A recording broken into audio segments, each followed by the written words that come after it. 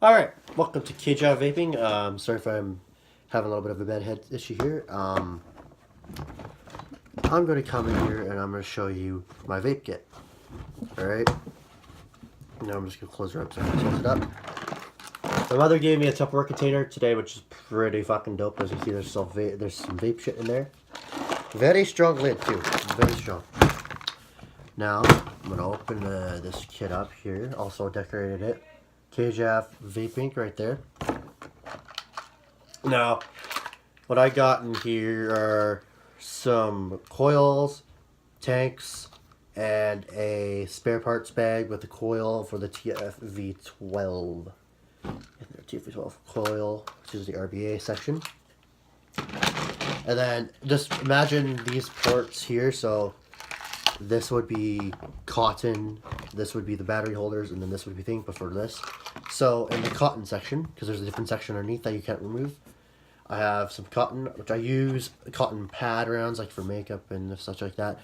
I believe, in my opinion, like all cotton is created equal. Yes, some of it's better than others, but it's always better for you than others. But in the end, it still absorbs e-liquid to vaporize, in my opinion.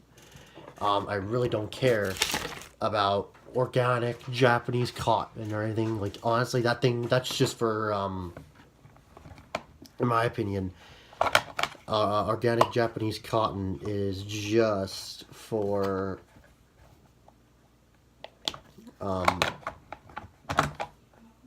coil heads, right? Like these things. I think coil heads should be the only thing that you use organic Japanese cotton for. But yeah, anyway, got some cotton in this. Got my battery holders, which I got three of them. I got a single battery, and then I got two dual batteries. Each one of them is an Excel soft gum thing. If you see these in the store and you get the gum with them, take the gum out, use it for battery holders. Always keep your batteries inside of a holder. Cannot stress that enough. Vaping gets a very, very bad rap by people being negligent with their coils and their batteries and their Ohm's law. It's a very, very, very, very touchy subject, but you know, it has to be said.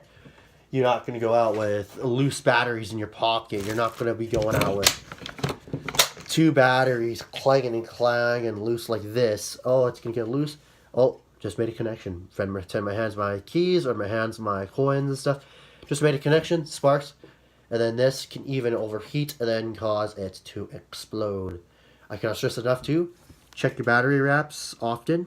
Now mine looks a little rough, but it's not punctured or anything. It's just a fresh wrap, so it doesn't really have all that nice of a seal on there. But as long as this looks good, and that you still have your insulator, and you don't see any metal exposed, then you're good in my opinion. Now this is a hand wrap versus a machine wrap, so you know.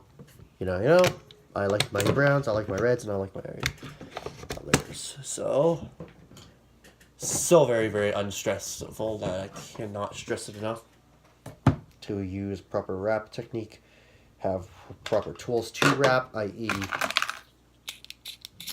lighter, which mine's nearly dead here, so that's what I use to rewrap my bats.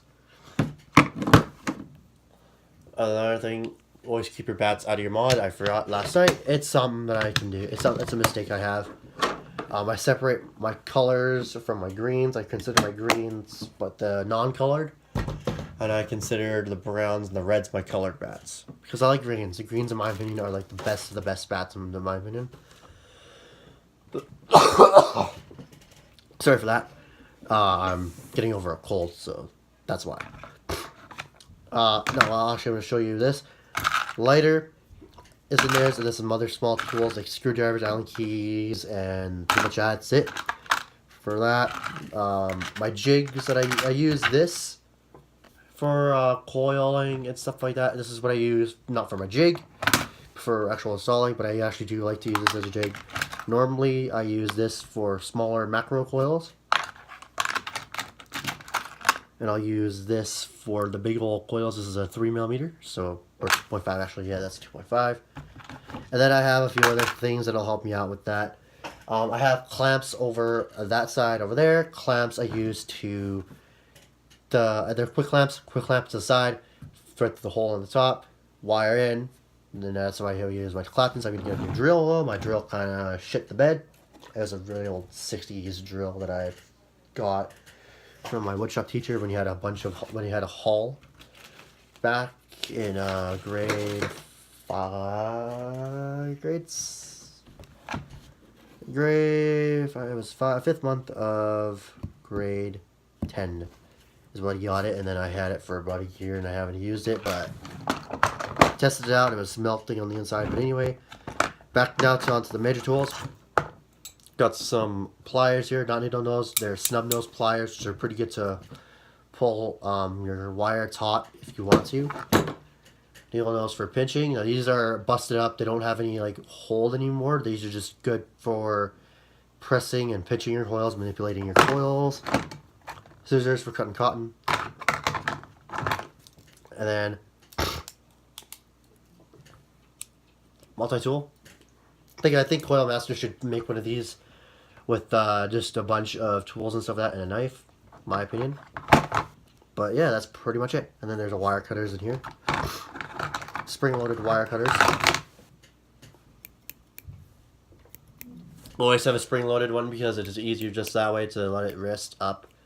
So you can do that. And also pinch yourself. That hurt. Let's not do that again.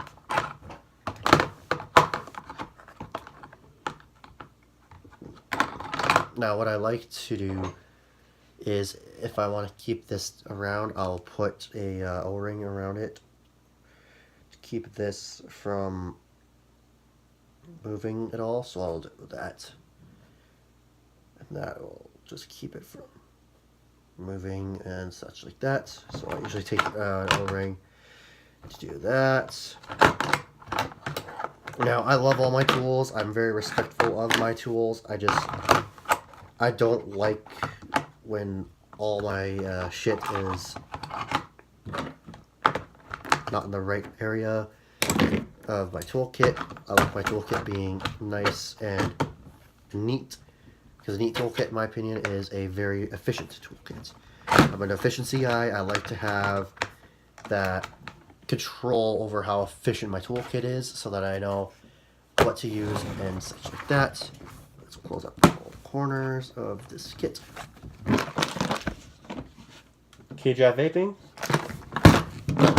Shouldn't be doing this with the cold, but signing out.